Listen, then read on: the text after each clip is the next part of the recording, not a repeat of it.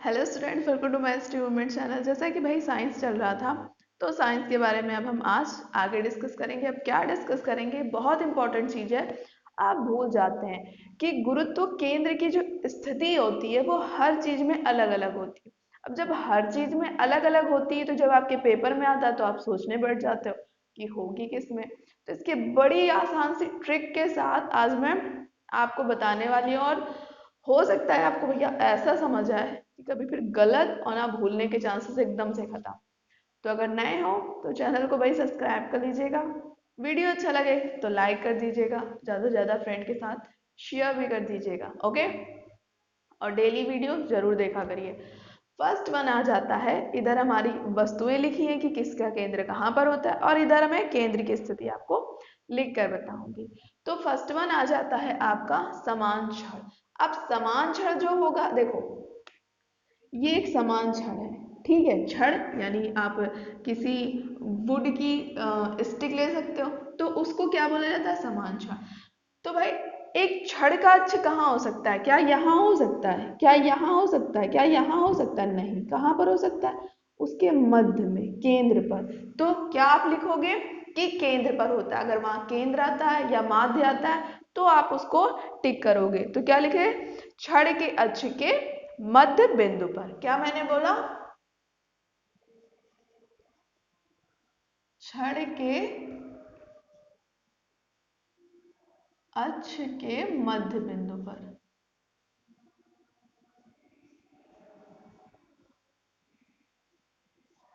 फिर त्रिभुज, त्रिभुजाकार ठोस। त्रिभुजाकार ठोस, अब त्रिभुज किससे मिलकर बना होता है, पहले तो आप ये बताओ। त्रिभुज मिलकर बना होता है माध्यिकाओं से। किससे मिलकर बना होता है, त्रिभुज जो मिलकर बना होता है माध्यिकाओं से। तो इस माध्यिकाओं का ये जो कटान बिंदु है, ये अगर यहाँ से काट दिया जाए तो इसके तीन स्टिक्स निकल आएंगे। तो इसके कटान बिंदु पर ही इसका गुरुत्व केंद्र होता है। तो क्या लिखोगे, माध्यिकाओं के कटान बिंदु पर, ठीक है।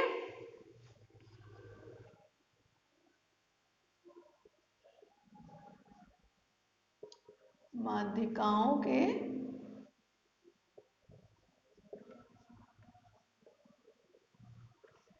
कटान बिंदु पर, क्लियर। नेक्स्ट आ जाता है वर्गाकार या आयताकार। अब वर्ग आपका इस तरह से होता है भाई, बिल्कुल चौकोर। आयत थोड़ा सा लंबा हो जाता है। अब ये किससे मिलकर बने होते हैं, ये भाई आपको पता होना चाहिए। जो आपके वर्ग और आयत होते हैं ना, ये विकर्णों से मिलकर बने होते हैं, माध्यिकाओं से नहीं, किससे, विकर्णों से। तो इनके विकर्णों के कटान बिंदु पर होता है, किसके, विकर्णों के कटान बिंदु पर इनका गुरुत्व केंद्र होता है, ठीक है।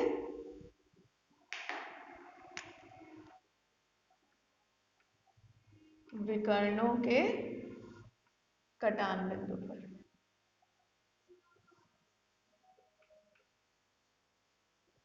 वृत्ताकार पटल, अब वृत्ताकार पटल का तो कहाँ होगा, केंद्र में ही होगा, और कहीं होने के चांसेस ही नहीं है।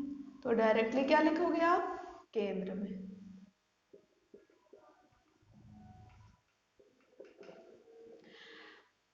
शंक्वाकार ठोस, ये आपका होता है शंकु।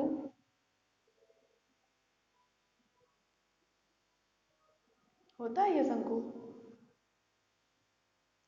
तो क्या बोलेगा, शंकु का जो आधार होता है, ठीक है, शंकु का आधार, शंकु के अक्ष पर आधार से 1/4 ऊंचाई पर। क्या बोला मैंने, शंकु के अक्ष पर आधार से 1/4 ऊंचाई की दूरी पर।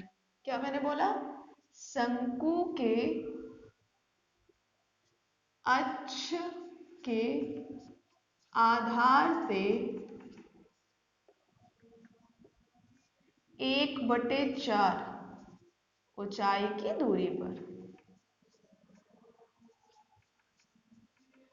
अब जैसे नीचे लिखा है खोखला शंकु, तो खोखला मतलब जैसे आप मान लो सिलेंडर, ठीक है। जब उसकी एलपीजी होता है, एलपीजी बाहर निकल जाती है तो वो खोखला ही समझ लो। एक आप अपने कागज को लीजिए और ऐसे करके फोल्ड कर लीजिए तो अंदर वो खोखला।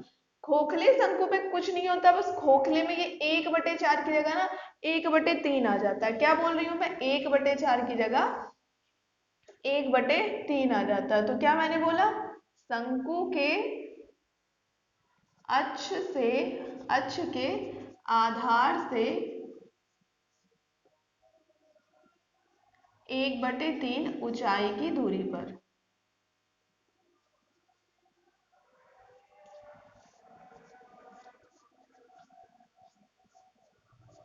ठीक है।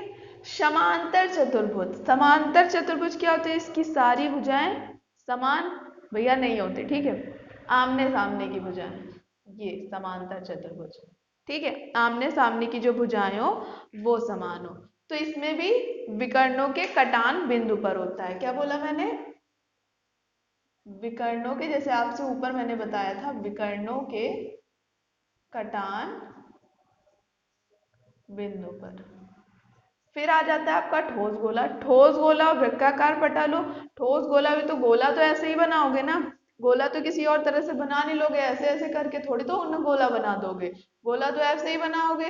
तो ठोस गोला हो या वृत्ताकार पटल हो, इन दोनों का ही कहाँ पर होता है, केंद्र में होता है, और कहीं जगह ही नहीं है इसमें, तो केंद्र में ही रखेंगे।